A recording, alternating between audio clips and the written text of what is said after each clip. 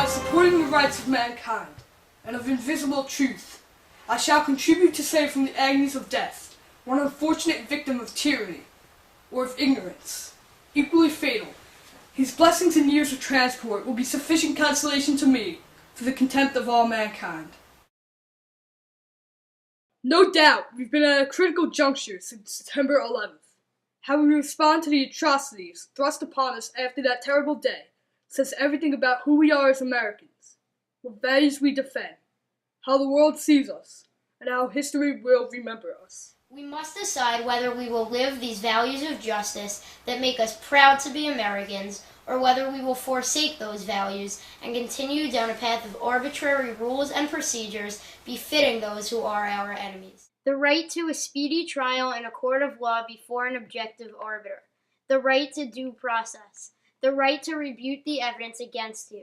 The right not to be tortured or waterboarded or convicted on the basis of hearsay evidence are what truly define America and our commitment to the rule of law and our founders' aspirations.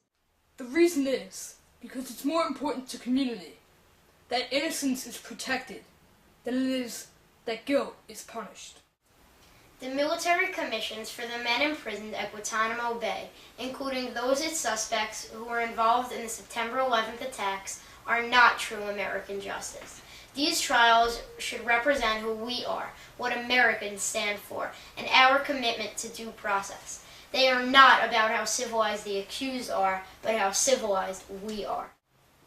Facts are stubborn things, and whatever may be our wishes, our inclinations, or the dictums of our passion, they cannot alter the state of facts and evidence.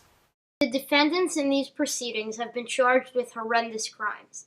Any person found guilty of a crime in a legitimate proceeding before a court of law deserves to be punished appropriately.